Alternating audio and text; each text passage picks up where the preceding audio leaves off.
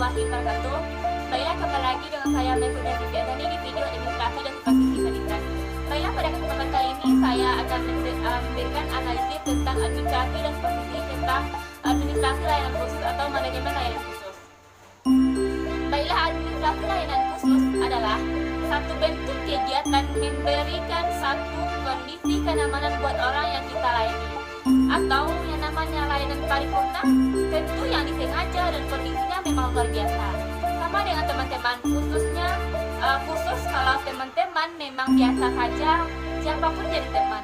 Tapi yang namanya teman khusus maka diperlakukan berbeda perhatiannya, yang berbeda secara sesuatu maupun hal yang dilakukan demi dia, apapun yang dilakukan demi dia gitu kan.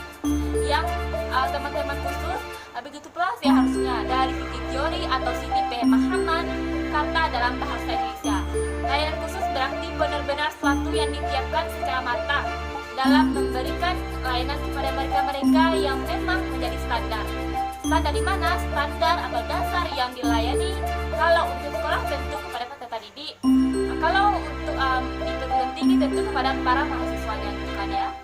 Layanan khusus berarti benar-benar sesuatu yang disiapkan secara matang. Sekarang kita lihat dari pengertian administrasi layanan khusus adalah memberikan secara khusus atau suatu yang terprogram, yang memberikan secara khusus usaha atau program secara langsung memang berkenaan dengan proses pendidikan atau proses belajar mengajar di kelas ataupun di sekolah. Tapi secara khusus memberikan atau namanya memberikan secara khusus kenyamanan, ketentraman dan rasa puas secara optimal terhadap pelaksanaan proses belajar mengajar. Jadi meskipun secara tidak langsung, tapi layanan yang khusus ini memberikan dampak positif dan dampak negatif. Sekarang jenis-jenis dari layanan khusus tadi mesti disediakan secara khusus oleh kepala sekolah atau sekolah atau perguruan tinggi untuk mahasiswanya. Layanan yang pertama itu layanan perpustakaan, yang kedua itu layanan laboratorium, yang ketiga itu layanan UKS, layanan kafe atau kantin, dan layanan tempat ibadah. Misalnya itu layanan koperasi, layanan transportasi dan lainnya. Layanan khusus, layanan yang diberikan secara khusus dalam rangka menopang proses pendidikan. Proses pembelajaran di mana? Proses pembelajaran di kelas, di sekolah ataupun di perguruan tinggi. Proses belajar mengajar ini tentu misalnya kalau terjadi yang namanya mahasiswa atau peserta didik yang mendesak pada saat proses belajar mengajar, misalnya seperti buang air besar ataupun air kecil, tentu harus pergi ke toilet gitu ya. Tapi kalau di toilet itu pasti bau dan jorok, bau minta ampun, tentu lebih baik menahan daripada harus pergi ke toilet tersebut. Untuk itu, sekolah atau perguruan tinggi haruslah menyediakan toilet yang nyaman, yang sesuai dengan ketentuan para mahasiswanya, yang memang memberikan efek yang luar biasa bagi proses belajar mengajar. Dan ada juga perpustakaan atau pikiran kita tempat kalau perpustakaan tentu kita berpikir tentang tempat yang menyediakan satu ruangan yang rasanya sejuk, yang bersih, yang nyaman, yang menyediakan sumber-sumber buku gitu ya, atau buku yang memang kalau zaman sekarang tidak hanya buku tapi juga elektronik, learning ataupun jurnal artikel. Tapi dunia hanya lewat atau belajar atau kalau di sekolah atau perguruan tinggi yaitu pertanyaan yang mendasar. Kalau berbicara tentang perpustakaan ini tentu di sekolah ada perpustakaan, tidak ada ruangannya tidak berapa luas gitu. Kalau di sekolah apakah sejuk, apakah nyaman ataukah bisa bertahan gitu mahasiswa atau para peserta didik berada di dalam perpustakaan tersebut. Tentu kalau di sekolah kita harus menyediakan tempat yang nyaman, yang emang tempat yang khusus untuk belajar membaca buku gitu kan. Karena kalau tidak nyaman pasti semua mahasiswa atau peserta didik akan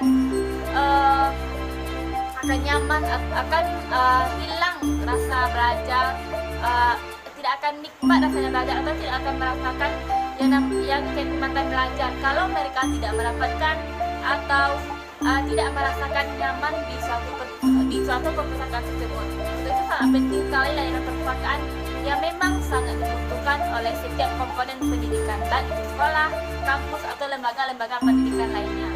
Nah, sekarang kita mengenal fungsi-fungsi dari perpustakaan. Yang jelas, fungsinya itu memberikan kesempatan kepada siswa atau peserta didik atau kepada mahasiswa untuk menambah wawasan pengetahuan, mempelajari kembali semua materi yang telah diperlukan, yang telah dibutuhkan, yang telah diberikan oleh guru atau pemateri dalam perjelasan atau dunia kelas.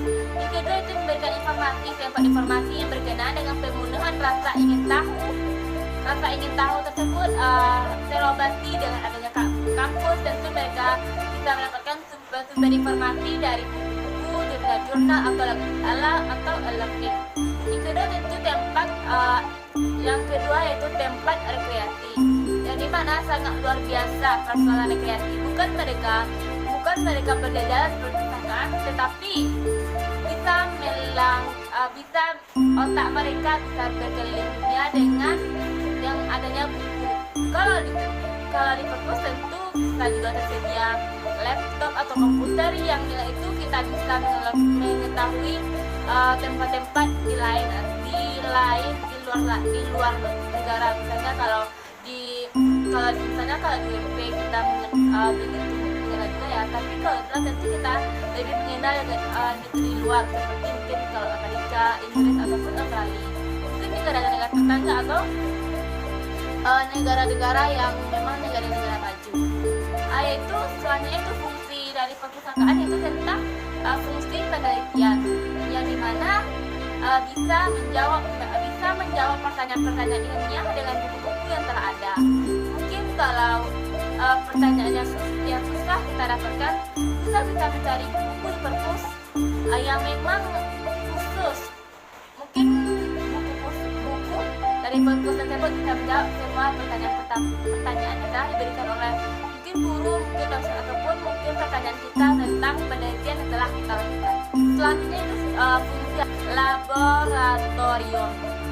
Fungsi ini yaitu untuk memberikan sarana penunjang pembelajaran, baik itu tertutup maupun terbuka, yang dipergunakan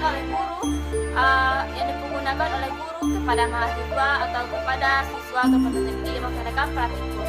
Selanjutnya itu layanan tentang UKS, layanan yang dimana jika ada peserta didik atau mahasiswa yang sakit, tentu kita bawa ke UKS atau unit atau tempat kesehatan bagi lembaga yang ada di kampus ataupun lembaga pendidikan lainnya.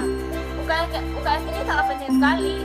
Mungkin kalau di UKS tentu kita melayani tempat-tempat yang dimana kalau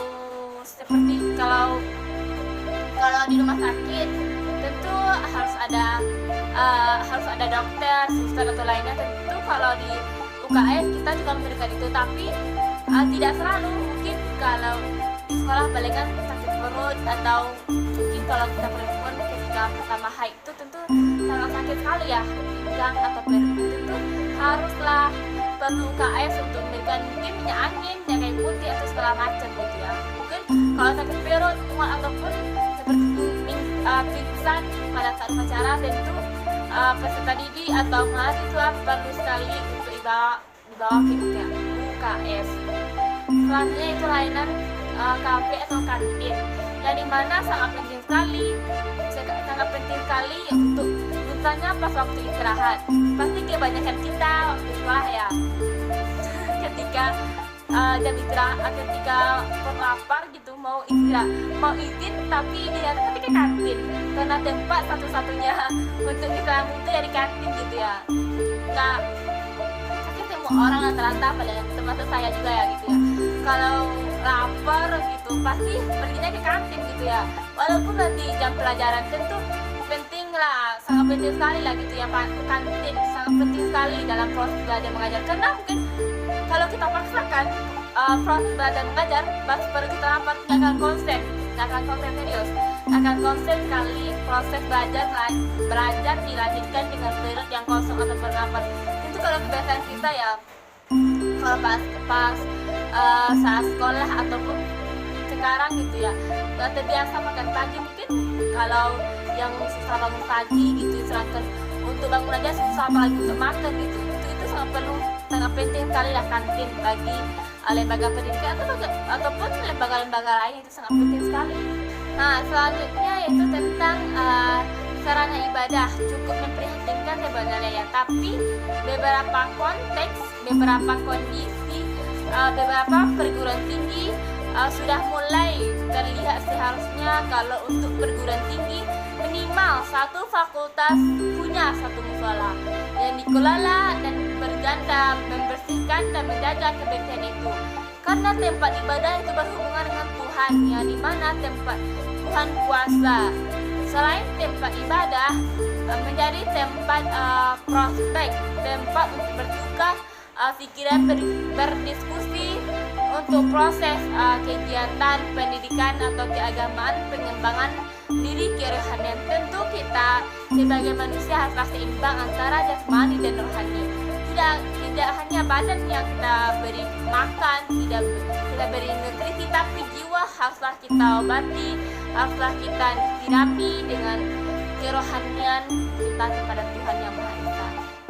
Nah, begitu juga tidak kalah pentingnya dengan asrama koperasi transportasi yang begitu sangatlah yang tadi, yaitu semua layanan penting yang sengaja diberikan kepada peserta didik untuk menunjang proses belajar mengajar mungkin bukan menjadi gangguan, tetapi memotivasi mereka untuk belajar lebih nyaman, lebih giat dengan peran guru di situ. Peran guru yang di lingkungan internal sekolah terlibat dengan pengelolaan dan pemanfaatan sarana penunjang, karena mereka yang paling tahu dan terlibat dalam kondisi keputusan dan memberikan masukan kepada mereka yang tadi ambil. Untuk itu peran guru sangatlah penting dalam proses administrasi khusus. Untuk itu administrasi itu sangat penting sekali. Mulai kalau sebelumnya kita mengenal administrasi hubungan masyarakat, administrasi sarana dan prasarana, administrasi keuangan, dan sekarang administrasi layanan khusus ini tidak kalah pentingnya dari setiap layanan-layanan yang telah kita pelajari sebelumnya. Nah, dalam hubungan atau dalam pengadministrasian seorang guru memiliki beberapa peran penting dalam layanan khusus ini. Yang pertama itu pengambil inspiratif atau pengarah dan penilai kegiatan pendidikan. Hal itu berarti guru turut serta dalam memikirkan kegiatan-kegiatan pendidikan yang direncanakan serta nilainya. Selanjutnya itu wakil masyarakat, yang dimana dalam lingkungan sekolah guru menjadi anggota atau masyarakat. Guru harus mencerminkan suasana kemauan masyarakat dalam arti kebudayaan kepada generasi muda yang berupa pengetahuan. Karena guru sebagai fasilitator, sebagai pembimbing dalam proses belajar mengajar. Nah, selanjutnya yaitu orang guru adalah orang yang ahli dalam mata pelajaran, yang dimana guru bertanggung jawab dalam mewariskan pengetahuan atau ilmu-ilmu yang telah dipelajari sebelumnya. Mereka memiliki kewajiban untuk memberikan ilmu tersebut kepada peserta didik lainnya. Selanjutnya itu guru penegak disiplin dan harus menjaga terciptanya suatu kedisiplinan, karena guru contoh tauladan bagi peserta didik atau para mahasiswanya. Selanjutnya itu guru sebagai pelaksana administrasi pendidikan. Di samping sebagai mengajar, pembimbing, fasilitator, guru juga memiliki peran dalam kelancaran pendidikan yang melaksanakan kegiatan administrasi. Dan selanjutnya itu sebagai pemimpin generasi muda, yang dimana guru memiliki peran yang sangat penting, dan di tangannya lah peran atau bagaimana generasi ke depannya. Untuk itu sangatlah penting sekali peran guru dalam layanan administrasi khusus ini. Dan guru sebagai penerjemah kepada masyarakat, yang dimana guru menyampaikan segala perkembangan kemajuan dunia sekitar kepada masyarakat, khususnya masalah-masalah pendidikan, karena guru berperan atau di sanalah tempat guru mengadu nasibnya. Mungkin sekian video dari saya. Mohon maaf jika ada kesalahan. Terima kasih. Wassalamualaikum warahmatullahi wabarakatuh.